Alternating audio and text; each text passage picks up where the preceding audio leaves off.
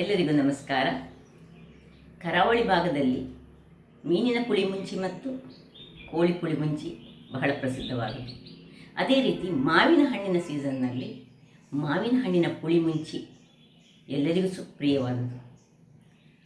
ಹಾಗಾದರೆ ಇವತ್ತಿನ ನನ್ನ ರೆಸಿಪಿ ಮಾವಿನ ಹಣ್ಣಿನ ಪುಳಿಮುಂಚಿ. ನಿನ್ನೆ ಮಳೆ ಬಂದು ತುಂಬ ಕಾಟು ಮಾವಿನ ಹಣ್ಣುಗಳು ತುಂಬ ಬಿದ್ದಿದೆ. ತುಂಬ ಮಾವಿನ ಹಣ್ಣು ಇರುವಾಗ ನಾವು ಅದನ್ನು ಮಾಡಿಟ್ಟು ಒಂದು 10ರಿಂದ 15 ದಿವಸಗಳ ಕಾಲ ಇಡ್ಬೋದು. ಅಂದರೆ ಇದಕ್ಕೆ ತೆಂಗಿನಕಾಯಿಯ ಬಳಕೆ ಇಲ್ಲ.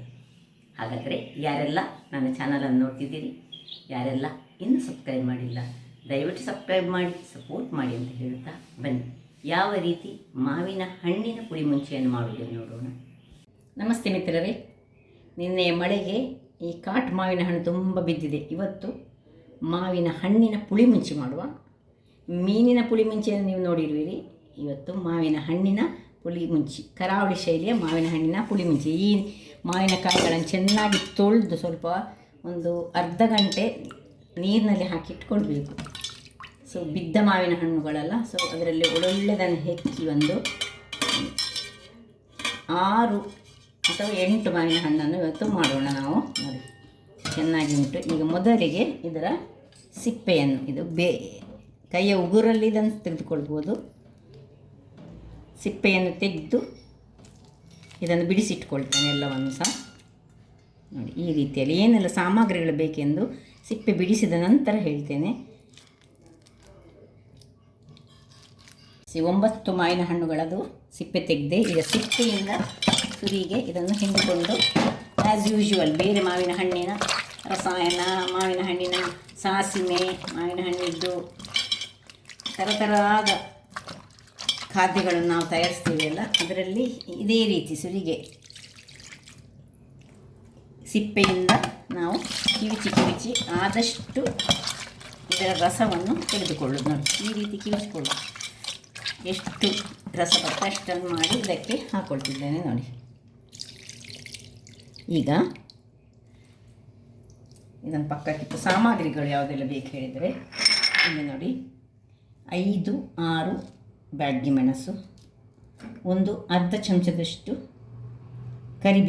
ಕರಿ ಮೆಣಸು, ಅರ್ಧ ಚಮಚದಷ್ಟು ಸಾಸಿವೆ, 1 ಚಮಚ ಇದು ಜೀರಿಗೆ, 1 ಚಮಚ ಸಾಸಿವೆ. ಇಲ್ಲಿ ನಾವು ಸ್ವಲ್ಪ ಹುಳಿಯನ್ನು ನೀರಲ್ಲಿ ಹಾಕಿಟ್ಕೊಳ್ಬೇಕು ಮತ್ತು ಬೆಲ್ಲ. ಈ ಮಾವಿನ ಹಣ್ಣಿನ ಪ್ರಕಾರ ನಮಗೆ ಹುಳಿ ಮತ್ತು ಬೆಲ್ಲ ಬೇಕಾಗ್ತದೆ. ಮಾವಿನ ಹಣ್ಣು ತುಂಬ ಸಿಹಿಯಾಗಿದ್ದರೆ ಒಂಚೂರು ಹುಳಿ ಬೇಕಾಗ್ತದೆ. ಇದೀಗ ಮಾವಿನ ಹಣ್ಣಿನ ಮೆಣಸು ಹುಳಿ, ಅಂದರೆ ಪುಳಿಮುಂಚಿ ಅಂತ ಕರಿತೇವೆ ಅದನ್ನು. ಈಗ ಇದನ್ನು ಒಲೆಯಲ್ಲಿಟ್ಟುಕೊಂಡು ಉಪ್ಪು ಹಾಕಿ ಬೇಯಿಸ್ಕೊಳ್ಳೋಣ. ಮುಚ್ಚಳವನ್ನು ಮುಚ್ಚಿಕೊಳ್ತೇನೆ. ಸ್ವಲ್ಪ ಉಪ್ಪನ್ನು ಹಾಕ್ಕೊಳ್ತೇನೆ ಅದಕ್ಕೆ. ಬೇಯಿಸುವಾಗಲೇ ಉಪ್ಪು ಹಾಕಿ ಬೇಯಿಸಿದರೆ ಉಪ್ಪು ಒಳ್ಳೆ ಹಿಡಿತದೆ ಅದಕ್ಕೆ. ಸೊ ಸ್ವಲ್ಪ ಉಪ್ಪನ್ನು ಹಾಕ್ಕೊಂಡಿದ್ದೇನೆ. ಈಗ ಅದು ಬೇಯುವಾಗ ನಾವು ಮಸಾಲೆ ರೆಡಿ ಮಾಡೋಣ. ವೀಕ್ಷಕರೇ, ಗ್ಯಾಸ್ನಲ್ಲಿ ಒಂದು ಬಾಣಲೆಯನ್ನು ಇಟ್ಟಿದ್ದೇನೆ.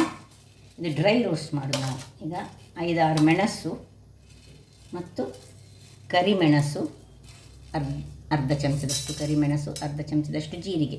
ಇಷ್ಟೇ ಇದಕ್ಕೆ ಈ ಮಸಾಲೆ ಪದಾರ್ಥಗಳು ಬೇಕು. ಮತ್ತು ಹೆಚ್ಚಿನ ಮಸಾಲೆ ಬೇಕು. ಸಣ್ಣ ಉರಿ ಮಾಡ್ಕೊಳ್ಳೋಣ. ಇದರಲ್ಲಿ ಇನ್ನು ಒಂದು ಎಳೆಯಷ್ಟು ಕರಿ ಲೀವ್ಸನ್ನು ಸಹ, ಇದು ಆಪ್ಷನಲ್, ಬೇಕಿದ್ದರೆ ಹಾಕ್ಕೊಳ್ಬೋದು. ಹಾಕಿದರೆ ಪದಾರ್ಥ ಸ್ವಲ್ಪ ಪರಿಮಳ ಬರ್ತದೆ. ಸೊ ಇದು ಮೆಣಸು ಉಬ್ಬಿ ಬರುವ ತನಕ ಸ್ವಲ್ಪ ಹುರಿಯೋಣ. ಆಯಿತು, ಮೆಣಸು ಉಬ್ಬಿ ಬಂತು.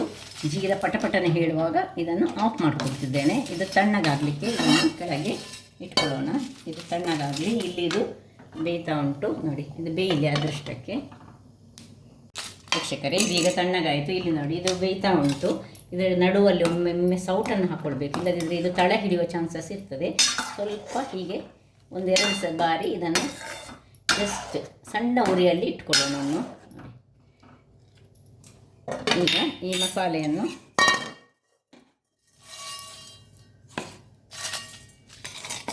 ಸ್ವಲ್ಪ ಮಸಾಲೆ, ಇದಕ್ಕೆ ತುಂಬ ಮಸಾಲೆ ಹಾಕಲಿಕ್ಕೆ ಏನಿಲ್ಲ. ಇಷ್ಟಾದ ಮೇಲೆ ಈ ಮಸಾಲೆಯನ್ನು ಅದಕ್ಕೆ ಸ್ವಲ್ಪ ನೀರನ್ನು ಹಾಕಿ ಒಳ್ಳೆ ಫೈನಾದ ಒಂದು ಪೇಸ್ಟನ್ನು ಮಾಡ್ತಿರ್ತೇನೆ. ವೀಕ್ಷಕರೇ, ಇಲ್ಲಿ ನೋಡಿ, ಈ ರೀತಿಯಾಗಿ ಪೇಸ್ಟ್ ಆಗಿ ಬಂತು. ಈಗ ಇದನ್ನು ಪಕ್ಕಕ್ಕಿಟ್ಟುಕೊಂಡು ಇಲ್ಲಿ ಸ್ವಲ್ಪ ಹುಳಿಯ ನೀರು. ಹುಳಿ ಬೇಕಿದ್ದರೆ ನಾವು ಸ್ವಲ್ಪ ಒಂದಿಷ್ಟು ಹುಳಿಯನ್ನು ಈ ಗ್ರೈಂಡ್ ಮಾಡುವಾಗಲೇ ಇದಕ್ಕೆ ಸಹ ಹಾಕ್ಕೊಳ್ಬೋದು, ಅಥವಾ ಇದಕ್ಕೆ ಹಾಕಿದ್ರೆ ಸಹ ಆಗ್ತದೆ. ಈಗ ಬೆಲ್ಲ, ಅದು ನಿಮ್ಮ ರುಚಿಗೆ ತಕ್ಕಷ್ಟು. ನಿಮಗೆ ಸಿಹಿ ಸ್ವಲ್ಪ ಜಾಸ್ತಿ ಬೇಕಿದ್ದರೆ ಸಿಹಿ ಮತ್ತು ಖಾರ, ಸಿಹಿ ಹುಳಿ ಖಾರ ಮಿಕ್ಸ್ ಆಗೋದು. ಇದನ್ನೀಗ ಮಿಕ್ಸ್ ಮಾಡ್ಕೊಳ್ತಿದ್ದೇನೆ. ಈ ಹಳೆಯ ಹುಳಿ ಆದರೆ ಸ್ವಲ್ಪ ಕಪ್ಪಾಗಿರ್ತದೆ, ಹೊಸ ಹುಳಿ ಬಂದಿದ್ದರೆ ಸ್ವಲ್ಪ ಅದು ಬ್ರೌನಿಷ್ ಕಲರಲ್ಲಿ ಇರ್ತದೆ. ಈಗ ಇದಕ್ಕೆ ಚೂರು ಹಳದಿಯ ಪುಡಿಯನ್ನು ಹಾಕ್ಕೊಳ್ತಿದ್ದೇನೆ ನಾನು. ಇನ್ನು ಈ ಒಂದು ಮಿಕ್ಸಿ ಮಾಡಿದಂತಹ ಮಸಾಲೆ ಏನುಂಟು, ಇದನ್ನು ಇನ್ನು ಉರಿಯನ್ನು ದೊಡ್ಡದು ಮಾಡ್ಕೊಳ್ಳೋಣ. ಸ್ವಲ್ಪ ಹೆಚ್ಚು ನೀರಾಗಬಾರ್ದು, ಇದು ದಪ್ಪ ಬೇಕು ನಮಗೆ. ಬೇರೆ ಏನು ಇದಕ್ಕೆ ಹಾಕಲಿಕ್ಕಿಲ್ಲ. ಇದನ್ನು ಹೀಗೆ ಮಾಡಿಟ್ಟು 15ರಿಂದ 20 ದಿನಕ್ಕೆ ಇದು ಈಗ ನಾಳೆ ಆಗುವಾಗ ಇನ್ನೂ ಇದರದ್ದು ರುಚಿ ಸ್ವಲ್ಪ ಇನ್ನೂ ಸಹ ಜಾಸ್ತಿ ಆಗ್ತದೆ. ಸೊ ಎಲ್ಲ ಮಸಾಲೆಯನ್ನು ಇದಕ್ಕೆ ಹಾಕ್ಕೊಳ್ತಿದ್ದೇನೆ. ಸ್ವಲ್ಪ ಈಗ ಮಿಕ್ಸಿ ತೊಳೆದ ನೀರು ಸಹ ನೋಡಿ, ಕಲರ್ ನೋಡಿ ಅದು ಎಷ್ಟು ಚೆನ್ನಾಗಿ ಬರ್ತದೆ ಹೇಳಿದರೆ. ಇದಕ್ಕೆ ಏನು ತೆಂಗಿನಕಾಯಿ ಏನು ಬಳಸಲಿಕ್ಕಿಲ್ಲಲ್ಲ, ಅದರಿಂದಾಗಿ ಇದನ್ನು ಸ್ಟೋರ್ ಮಾಡಿಡ್ಬೋದು ಹೊರಗೆ. ಈ ಫ್ರಿಜ್ಜಲ್ಲಿ ಇಡಬೇಕಂತ ಸಹ ಏನಿಲ್ಲ. ನೋಡಿ, ಸ್ವಲ್ಪ ಮಿಕ್ಸಿ ತೊಳೆದ ನೀರನ್ನು ಸಹ ಸೇರಿಸ್ಕೊಳ್ತಿದ್ದೇನೆ. ಇನ್ನು ಇದಕ್ಕೊಂದು ಚೆನ್ನಾದ ಒಗ್ಗರಣೆ ಬೇಕಾಗ್ತದೆ. ನೋಡಿ, ಈ ರೀತಿಯಾಗಿ ಇದನ್ನು ತಿರುಗಿಸಿಕೊಳ್ಳೋಣ. ಸ್ವಲ್ಪ ಇನ್ನು ಮುಚ್ಚಳವನ್ನು ಮುಚ್ಚಿಕೊಂಡು ಒಂದು ಹದಾ ಉರಿಯಲ್ಲಿ, ಅಂದರೆ ಒಂದು ನಡುವಲ್ಲಿ ಒಂದು ಸೌಟ ಹಾಕ್ಕೊಳ್ಬೇಕು, ಇಲ್ಲದಿದ್ದರೆ ಸ್ವಲ್ಪ ದಪ್ಪಕ್ಕೆ ಬರಬೇಕು. ಅದು ಅಷ್ಟು ಸತ್ತು ಅದು ಕುದೀಲಿ. ಇದು ಕುದೀತಾ ಇರುವಾಗ ನಾವು ಇಲ್ಲಿ ಒಂದು ಬಾಣಲೆ ಇಟ್ಕೊಂಡು ಅದಕ್ಕೊಂದು ಒಗ್ಗರಣೆ ಕೊಡುವ. ಒಗ್ಗರಣೆಗೆ ತೆಂಗಿನ ಎಣ್ಣೆ, ಇಲ್ಲಿ ಮೇನ್ ಇರುವುದೇ ತೆಂಗಿನ ಎಣ್ಣೆ. ವೀಕ್ಷಕರೇ ನೋಡಿ, ಒಂದು 3-4 ಚಮಚದಷ್ಟು ತೆಂಗಿನ ಎಣ್ಣೆ ಹಾಕ್ಕೊಳ್ಬೇಕು. ತುಂಬ ಪರಿಮಳ ಬರ್ತದೆ. ಈಗ ತೆಂಗಿನ ಎಣ್ಣೆ ಬಿಸಿಯಾಗುವಾಗ ಸಾಸಿವೆ 1 ಚಮಚದಷ್ಟು ಅಥವಾ 1.5 ಚಮಚ ಹಾಕಿದರೆ ಸಹ ಏನು ತೊಂದರೆ ಇಲ್ಲ. 1 ಚಮಚದಷ್ಟು ಸಾಸಿವೆ ಮತ್ತು ಕರಿಬೇವಿನ ಸೊಪ್ಪು ಇದನ್ನು ಹಾಕ್ಕೊಂಡು, ಈಗ ಇದಕ್ಕೆ ಬೇರೆ ಬೇಕಿದ್ದರೆ ಒಂದು ಕೆಂಪು ಮೆಣಸನ್ನು ಹಾಕ್ಕೊಳ್ಬೋದು. ನಾನು ಹಾಕ್ಕೊಳ್ತಿಲ್ಲ, ಹಾಕಿದರೆ ಕೆಲವರು ತುಂಬ ಮಂದಿ ಹಾಕ್ಕೊಳ್ತಾರೆ ಕೆಂಪು ಮೆಣಸು. ಇದಕ್ಕೆ ನನಗೆ ತುಂಬ ಖಾರ ಬೇಡ ಹೇಳಿ, ಆಲ್ರೆಡಿ ಇದು ಖಾರವೇ ಉಂಟು. ವೀಕ್ಷಕರೇ ನೋಡಿ, ಸಾಸಿವೆ ಹೊಡಿತಾ ಬಂತು. ಸಾಸಿವೆ ಹೊಡೆಯುವಾಗ ಇಲ್ಲಿ ಕುದಿತಾ ಸಹ ಉಂಟು ನೋಡಿ, ಹೇಗೆ ಕುದಿ ಬರ್ತಾ ಉಂಟು. ಈಗ ಇದನ್ನು ಇದಕ್ಕೆ ಶಿಫ್ಟ್ ಮಾಡಿಕೊಳ್ಳೋಣ. ಘಮ ಬರ್ತಾ ಉಂಟು. ಚೆನ್ನಾದ ಒಂದು ಪುಳಿಮುಂಚಿ, ಮಾವಿನ ಹಣ್ಣಿನ ಪುಳಿಮುಂಚಿ ರೆಡಿ ಆಯಿತು. ಸ್ವಲ್ಪ ಇನ್ನೂ ಸಹ ಒಂದು ಕುದಿಬೇಕು, ಚೂರು ಕುದ್ದು ದಪ್ಪ ಆಗಬೇಕು. ಮತ್ತು ದಿನ ಹೋದ ಹಾಗೆ ಅದು ದಪ್ಪ ಆಗ್ತಾ ಹೋಗ್ತದೆ. ಈಗ ತಿನ್ನೋದಕ್ಕಿಂತ ಇದನ್ನು ಒಂದು 2 ಗಂಟೆ ಬಿಟ್ಟು ತಿಂದರೆ, ಅಂದರೆ ಬೆಳಿಗ್ಗೆ ಮಾಡಬೇಕು, ಮಧ್ಯಾಹ್ನದ ಹೊತ್ತಿಗೆ ಊಟ ಮಾಡಲಿಕ್ಕೆ ಬಹಳ ಚೆನ್ನಾಗಿ ಬರ್ತದೆ. ಸೊ ರೆಡಿ ಆಯಿತು. ಇದನ್ನೀಗ ಆಫ್ ಮಾಡ್ಕೊಳ್ತಿದ್ದೇನೆ. ವೀಕ್ಷಕರೇ ನೋಡಿ ಹೇಗೆ ಬಂದಿದೆ ನೋಡಿ, ಬಹಳ ಚೆನ್ನಾಗಿ ಬರ್ತದೆ. ಊಟ ಅಂತೂ 1 ಬಟ್ಟಲಲ್ಲ 2 ಬಟ್ಟಲು ಮಾಡ್ಬೋದು, ಅಷ್ಟು ಚೆನ್ನಾಗಿ ಬರುವಂಥದ್ದು ಇದು. ಸ್ವಲ್ಪ ರಸ ಇದ್ದರೆ ಸಾಕು, ನೆಕ್ಕಿ ತಿನ್ಬೋದು. ದೋಸೆ ತಿನ್ನಲಿಕ್ಕೆ ಸಹ ಒಳ್ಳೆದಾಗ್ತದೆ, ಯಾವುದಕ್ಕೂ ಸಹ ಸೈ ಅನ್ನಿಸುವಂತಹ ಒಂದು. ಇಲ್ಲಿ ಉಪ್ಪು ನೀವು ಚೆಕ್ ಮಾಡ್ಕೊಳ್ಬೇಕು. ನಾನಾಗ ಹಾಕಿದ್ದಕ್ಕೆ ಮೇಲೆ ಸ್ವಲ್ಪ ಉಪ್ಪನ್ನು ಹಾಕ್ಕೊಂಡಿದ್ದೇನೆ. ಸೊ ಉಪ್ಪು, ಹುಳಿ, ಖಾರ ಇಷ್ಟು ಒಂದು ಸರಿ ಇದ್ದರೆ ಸಾಕು. ಒಂದು ರುಚಿಕರವಾದ ಪುಳಿಮುಂಚಿ ರೆಡಿಯಾಗಿದೆ. ಮಾವಿನ ಹಣ್ಣಿನ ಪುಳಿಮುಂಚಿ ನೋಡಿದ್ರಲ್ಲ, ತುಂಬ ಸುಲಭ ರೀತಿಯಲ್ಲಿ ಮಾಡುವಂಥದ್ದು.